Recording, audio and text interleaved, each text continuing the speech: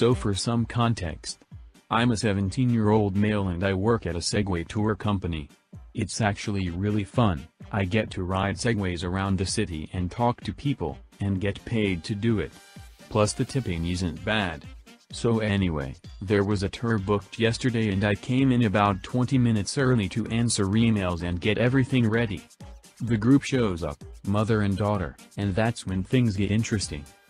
I'm not going to insult your intelligence by telling you what EP and me stand for, but D equals daughter and FBI equals Federal Bureau of Investigation, just for some useful info.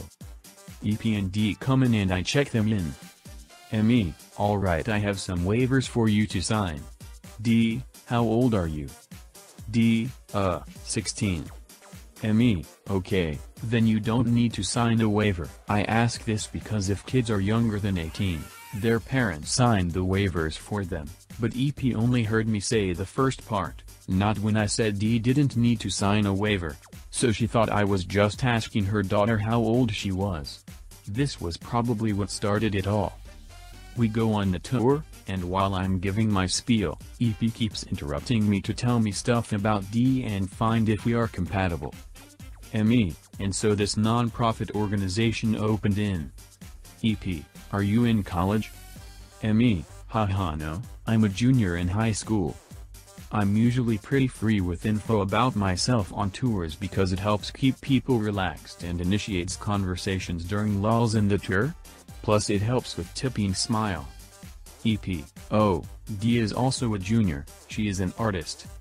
Stuff like this keeps happening throughout the tour, and every time, D gets redder and redder. My mom does this too where she just tells random mall attendants about me, so I know what D is going through and I feel her pain.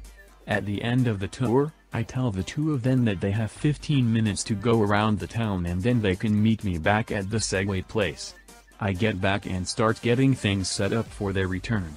They roll in, pardon the pun, and I take their Segways to start charging them. EP, so what do you think of my daughter? ME, pardon me, what?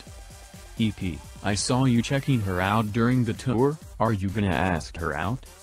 D, Mom, stop. ME, ma'am, I just recently got out of a relationship and I'm really not looking for anything right now. EP, what? ME, huh? EP, is my daughter not good enough for you? ME, no, that's not it, I just said that I just got out of a relation.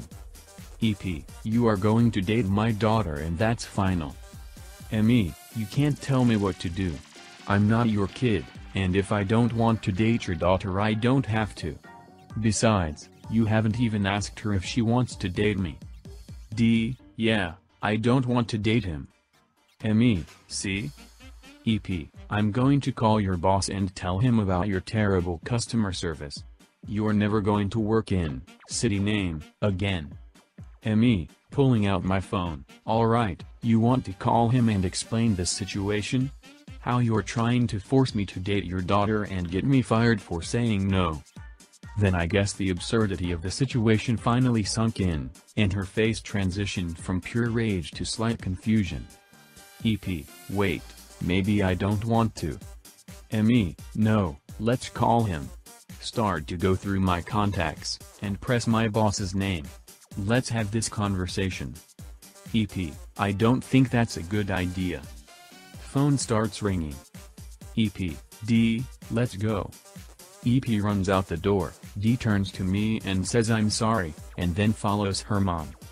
I hang up the phone before my boss answers and start cleaning the Segways. So when I was working at my local Walmart they bought a machine that would take the cash tray from your register and give you a mix of bills at the beginning of your shift, that would then take all the cash back at the end to track if you gave away cash.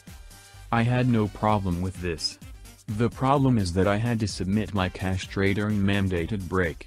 This could easily eat up all 15 minutes of my break. I reviewed the rules in my rulebook and it stated if I was on the floor and not in the break room I was considered at work.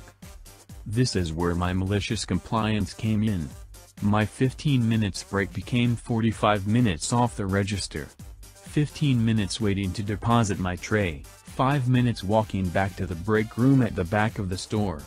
Then my actual 15 minutes break.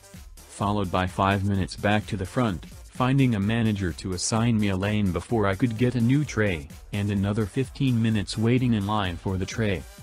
They tried to write me up for this, but I had all my bases covered and even made them check the security cameras. After that I shared it with all the cashiers. I don't know if they ever fixed this or not because I only worked there for 3 months, so I had to get a new vehicle this month. Bill helped me pick one out and test it.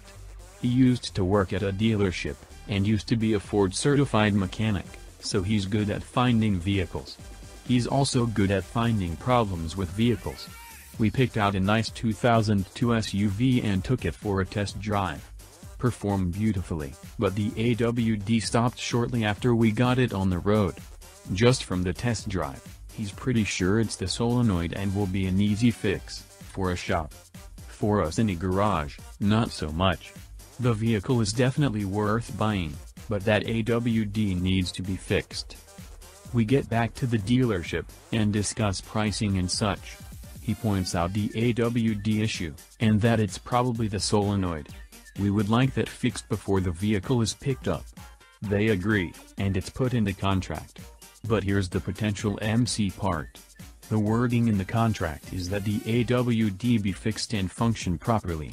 Nothing about the individual part. They replaced the solenoid, but the AWD is still having issues. Further investigation shows problems with the transfer case, whatever that is. Some issues with the wiring also. Per the contract, they are fixing all of that before I pick up the car. Bill told me that at this point, the cost of those repairs is probably greater than the profit they'd be making from the sale.